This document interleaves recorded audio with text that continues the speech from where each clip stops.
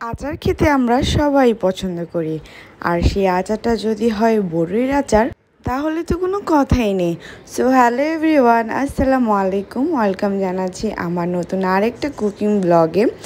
So আজকে আমি আপনাদের জন্য নিয়ে এসেছি বড়ির আচারের রেসিপি। সো এই রেসিপিটি বেসিক্যালি আমার আম্মুর হাতের বানানো আচারের রেসিপি। সো সেটি আপনাদের সাথে ভাবলাম শেয়ার করি। সো এখানে নিয়ে নিয়েছিলাম শুকনো বড়ই। এগুলা বড়ির সিজনে কিন্তু আম্মু শুকিয়ে সংরক্ষণ করে রেখেছিল ফ্রিজের ডিপে। সো সেদিন বের করে আম্মু ভাবলো সবার জন্য আচার বানাবে।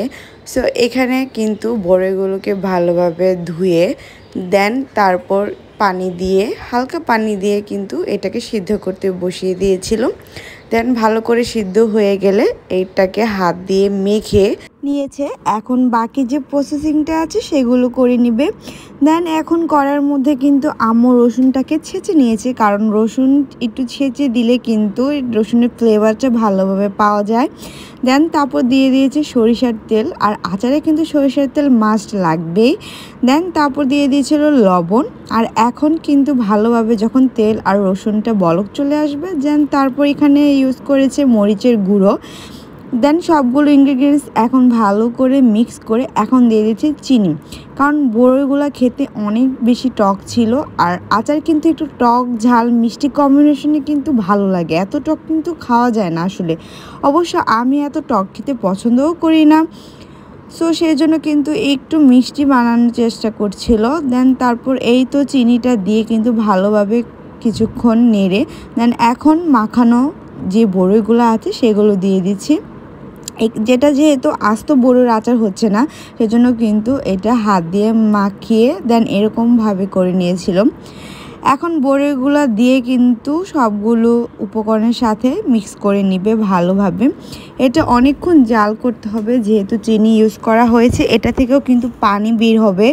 সো একদম পানি টানি বের হওয়ার পরে কিন্তু যখন একদম মাখা মাখা হবে, আমাদের আচার কিন্তু অলমোস্ট রেডি হয়ে যাবে।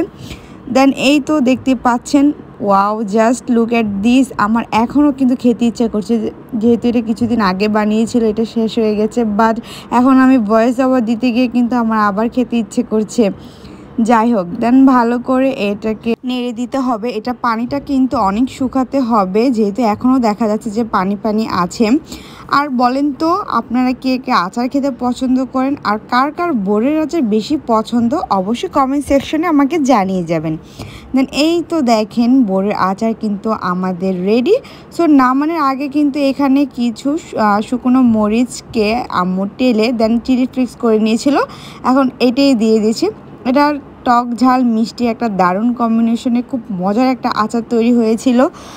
সো এই তো এখন চিলি ফ্লেক্সটা দিয়ে কিন্তু ভালোভাবে মিশিয়ে দিচ্ছে আচারের গায়ে। সো এই তো ছিল আমার রেসিপিটি। কেমন লাগলো অবশ্যই কমেন্ট করে জানাবেন। আর আচার খেতে কিন্তু আমরা সবাই পছন্দ করি, তাই না? সো ভালো লাগলে লাইক কমেন্ট শেয়ার।